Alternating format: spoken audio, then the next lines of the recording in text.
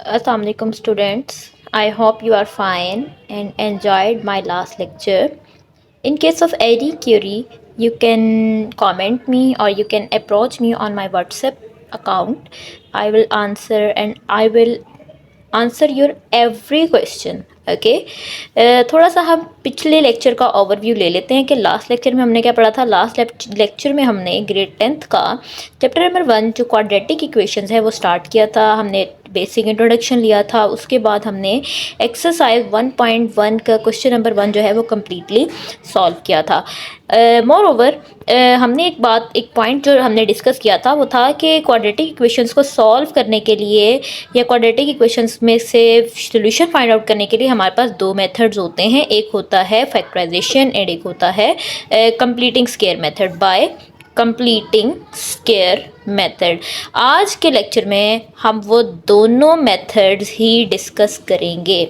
ठीक है जी। Factorisation method से तो आप फेमिलियर हैं, ग्रेड 9 में आप अच्छी तरह फैक्टराइजेशन कर चुके हैं, बट कंप्लीटिंग स्क्वायर मेथड जो है वो थोड़ा सा बच्चों को टफ लगता है, टफ टाइम देता है। बट डोंट वरी, मैं आपको कुछ पॉइंट्स नोट डाउन करवा दूंगी और आपको नोट्स भी शेयर कर दूंगी, आप वहाँ से भी वो पॉइंट्स नोट कर लीजिएगा। आपको जो है कंप्लीटिंग स्क्वायर मेथड जो है वो ईजीली समझ आ जाएगा। चलें जी, अब हम चलते हैं अपनी एक्सरसाइज 1.1 क्वेश्चन नंबर 2 एंड 3 की तरफ। ओके जी, ग्रेड 10th का क्वेश्चन नंबर 2 जो है 1.1 एक्सरसाइज का वो है सॉल्व बाय फैक्टराइजेशन। ठीक है जी। हम लोगों के पास कुछ क्वाड्रेटिक इक्वेशंस गिवन हैं और अगर इक्वेशंस को आपके पास जनरल फॉर्म में है तो उनको छेड़ने की ज़रूरत नहीं है। अगर जनरल फॉर्म में नहीं है तो बेटा हम सबसे पहले उनकी जनरल क्वाड्रेटिक इक्वेशन की जनरल फॉर्म में चेंज करेंगे।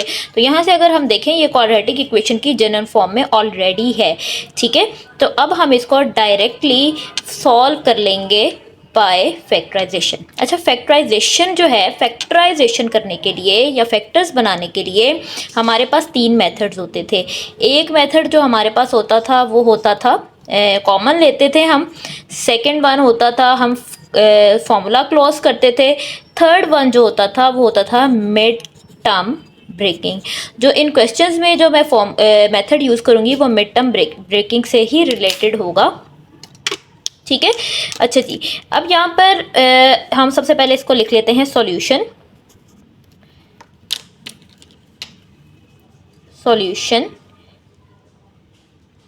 ओके, यहाँ पर हम क्या करेंगे, मिड टर्म ब्रेकिंग करेंगे। मिड टर्म ब्रेकिंग वैसे तो आप लोगों ने क्लास 9th में, ग्रेड 9 में अच्छी तरह की हुई है, बट डोंट वरी, यहाँ पर मैं आपको दोबारा बेसिक्स से ही समझाऊंगी कि आप लोगों ने किस तरह से मिड टर्म ब्रेकिंग करनी होती है। अच्छा, मिड टर्म ब्रेकिंग बेसिकली मैं आपको अगर बताऊँ मिड टर्म ब्रेकिंग होती क्या है। मिड टर्म ब्रेकिंग आपको इसके नेम से मे बी आइडिया हो रहा हो कि मिडल वाली टर्म को ब्रेक करना है। लाइक मिडल वाली टर्म कौन सी है, वेरिएबल एक्स वाली टर्म जो होती है जिसमें वेरिएबल की पावर 1 होती है, वो आपकी मिडिल टर्म।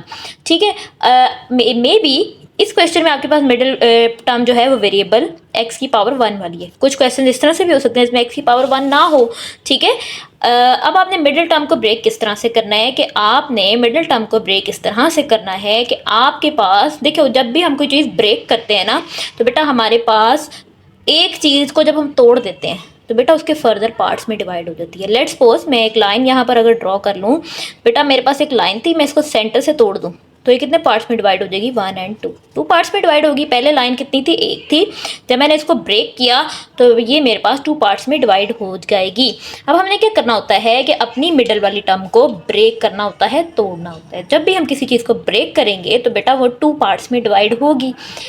अब हमने ब्रेकिंग करनी किस तरह है, अब ब्रेकिंग हमने इस तरह से करनी होती है कि आपके पास देखो, आप जब वेरिएबल को ब्रेक करते हैं तो वेरिएबल्स आएंगे, कॉफिशिएंट्स को ब्रेक करेंगे कॉफिशिएंट्स आएंगे। तो यहाँ पर देखो वेरिएबल एक्स भी है और यहाँ पर कॉफिशिएंट बी है। कॉफिशिएंट क्या है, यहाँ पर कोई कॉफिशिएंट नहीं है। अब आप कहेंगे तो बेटा जब कुछ नहीं होता तो वहाँ पर कॉफिशिएंट 1 होता है। ठीक है, आपने मिडिल वाली टर्म को इस तरह एक्सपेंड करके या इस तरह ब्रेक करके लिखना होता है कि आपके पास 2 ऐसे नंबर्स आए, 2 ऐसी टर्म्स आए कि जब आप उनको ऐड या सब्ट्रैक्ट करवा रहे हो तो आपके पास ये एक्स ही आ जाए, यानी कि मिडिल टर्म ही बन रही है। और जब आप उनको मल्टीप्लाई करवा के देखें तो आपके पास ये लास्ट वाली टर्म बन रही हो। तो अब ये बहुत एक रॉकेट साइंस लगती है बच्चों को, बट ये है नहीं। आप क्या करेंगे, लास्ट वाली टर्म का एलसीएम लें। लास्ट वाली टर्म मेरे पास क्या आ रही है 20, मैं इसका एलसीएम ले लूँ 4 इंटू 5 इंटू 4 20, 4 इंटू 1 4। अब मेरे पास ये दो नंबर्स आए हैं 5 एंड 4। 5 को जब मैं 4 से मल्टीप्लाई करवाऊंगी तो बेटा मेरी लास्ट टर्म बन रही है। 5 में से जब मैं 4x सब्ट्रैक्ट करवाऊंगी तो बेटा क्या मेरी मिडिल टर्म बन रही है, ऑफ कोर्स बन रही है। अब हम मिडिल टर्म में करेंगे क्या, हम first term as it is लिखते हैं और फर्स्ट टर्म के बाद आने वाला साइन भी एज इट इज़ लिखते हैं। अब क्या करना है, हमारे पास दो टर्म्स आ गई है 5 एंड 4। अब मैंने 5x लिखा सबसे पहले। अब मैंने इस साइन के अकॉर्डिंग देखना है कि अगर मैं माइनस है ना पहले, अगर मैं -4x ही आगे लिख देती हूँ तो माइनस माइनस तो प्लस करेगा, तो 5 + 4 तो 9x बन जाएगा। तो बेटा हमारी मिडिल टर्म सेटिस्फाई नहीं होगी। तो यहाँ पर मैं अब साइन क्या यूज़ करूँगी, प्लस साइन, +4x - 20 = 0। अब देखो प्लस माइनस माइनस, 5x में से जब मैं 4x सब्ट्रैक्ट कर रही हूँ तो मेरे पास मिडिल टर्म बन रही है, यस ऑफ कोर्स बन रही है। 5x को जब मैं 4x से मल्टीप्लाई कर रही हूँ, यानी कि 5 एंड 4 को जब मैं मल्टीप्लाई करवाऊंगी तो क्या मेरी लास्ट टर्म बन रही है, ऑफ कोर्स बन रही है। तो बेटा यहाँ पर हमारी मिड टर्म ब्रेकिंग हुई है, ठीक। अब हम इन दोनों 4 टर्म्स आ गई है, इनमें से 2 टर्म्स का पेयर बनाएंगे और कॉमा ले लेंगे। यह आ जाएगा x - 5, x कॉमन 2x थे, एक बाहर चला गया एक अंदर रह गया, यहाँ पर एक ही x था जो कि बाहर चला गया, अंदर सिर्फ रह गया 4, प्लस 4 कॉमन आएगा, x - 5 = 0। अब यहाँ पर क्या आ जाएगा, x - 4 एंड x - 5 = 0। फैक्टराइजेशन करें हम, x की वैल्यूज़ निकालेंगे और x की वैल्यूज़ निकाल के हम उसको सोल्यूशन सेट में लिख देंगे। यहाँ पर क्या आ जाएगा, x - 4 = 0, x - 5 = 0। x की वैल्यूज़ आ जाएंगी, x = 4 एंड x = 5। ठीक हो गया।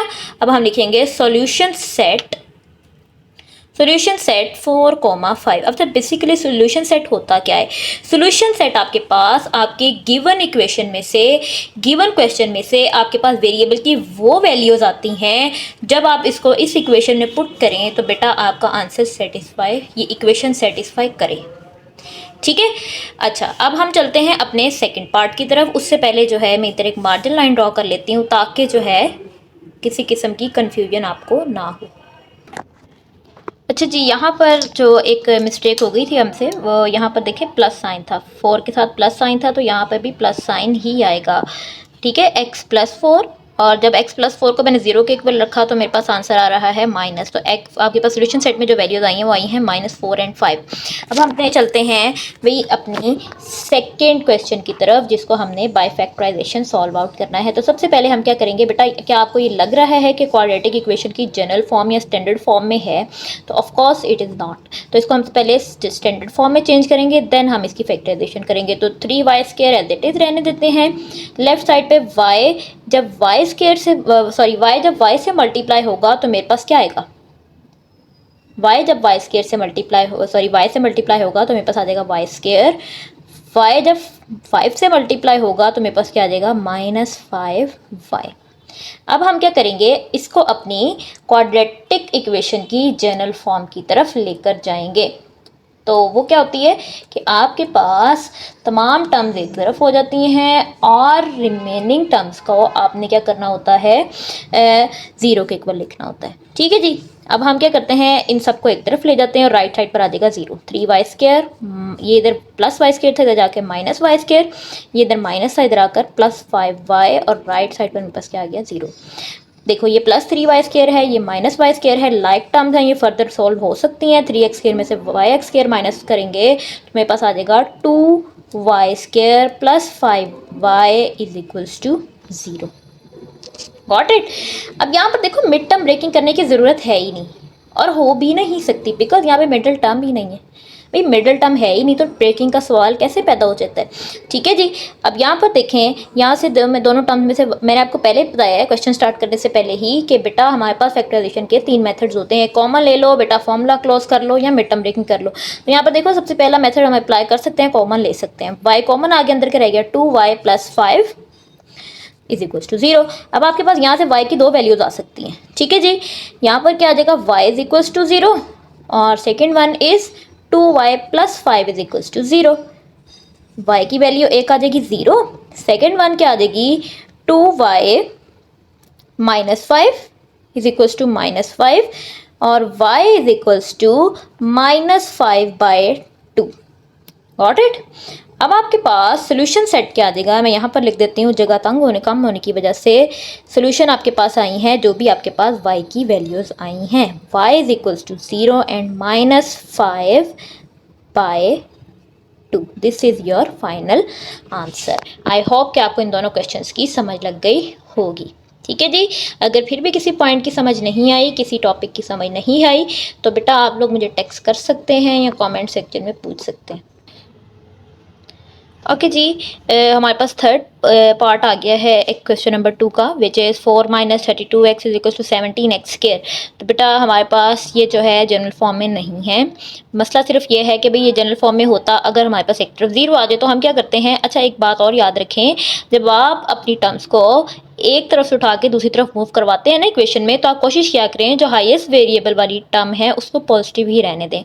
मीन्स कि अब यहाँ पर आप इसको यहाँ से इधर मूव करवा सकते हैं, इधर 0 आ जाएगा, लेकिन बेटा ये नेगेटिव हो जाएगी। ठीक है, मैं क्या करती हूँ, इन दोनों को इधर मूव करवा लेती हूँ। ठीक है, और बाद में इसको रीअरेंज करके लिख लेंगे। ये आ जाएगा 17x² ऑलरेडी इधर है, इधर 0 आ जाएगा। ये -32x था, इधर आ जाएगा +32x और -4। इसको मैं रीअरेंज करके ज़रा लिख दूँ तो बेटा ये मेरे पास हो जाएगा 17x² + 32x -4 is equals to 0। ठीक है जी।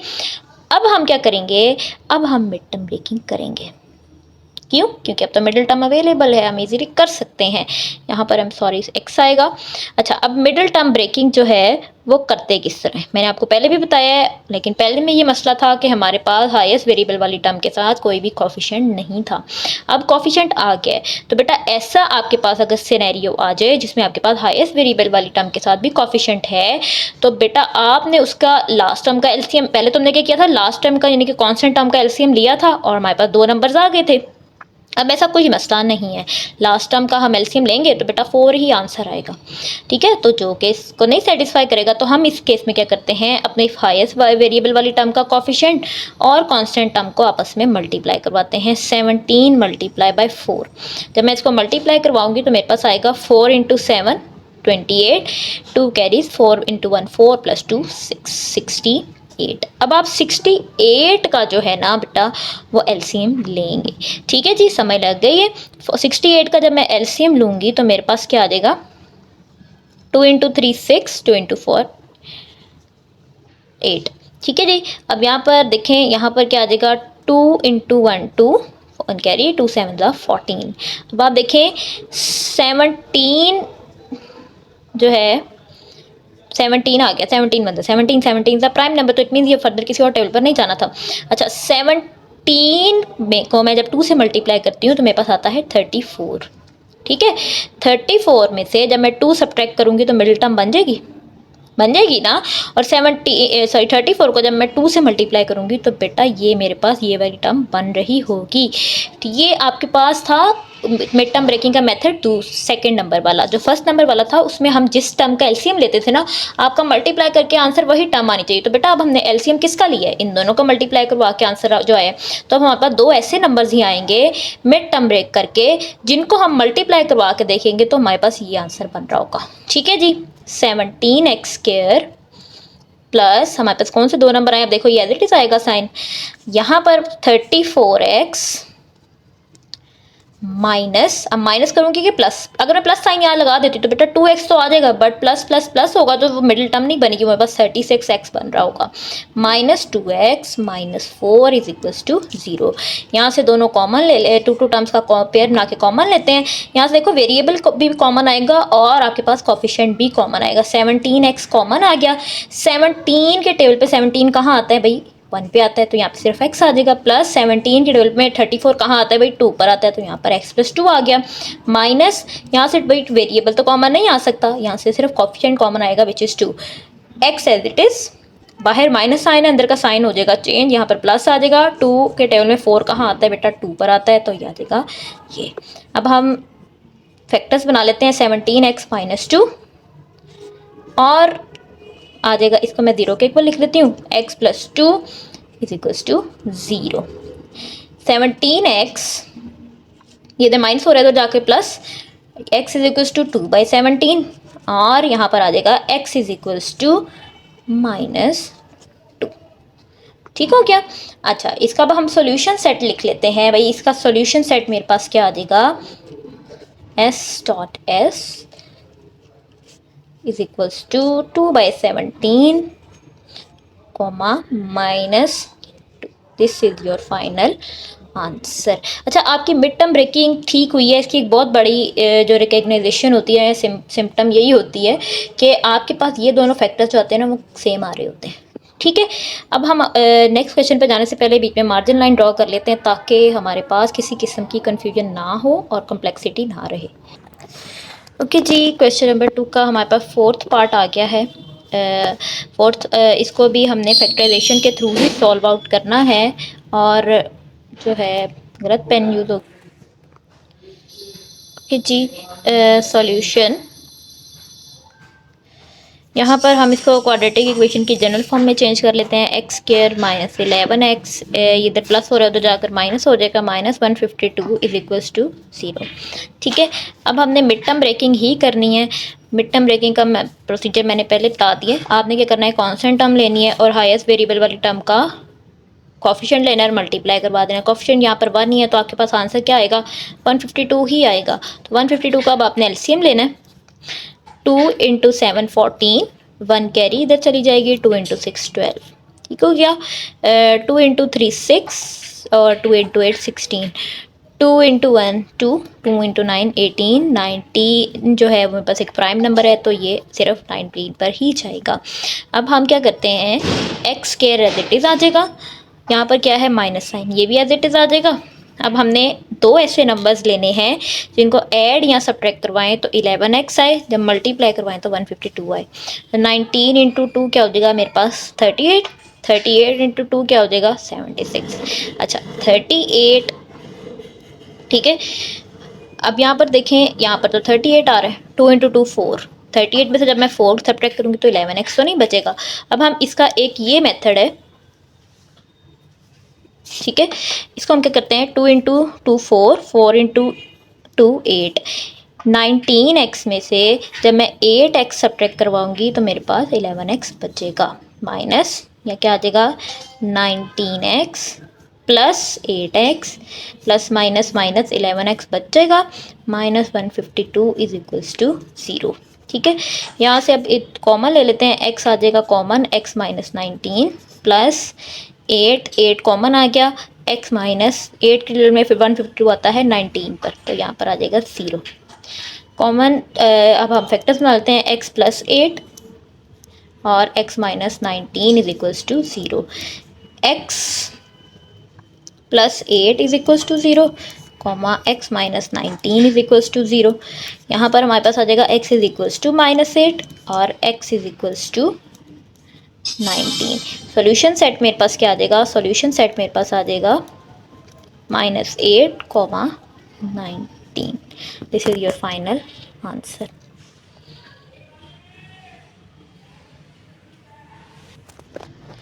ओके, लास्ट 2 पार्ट्स हैं हमारे पास क्वेश्चन नंबर 2 के।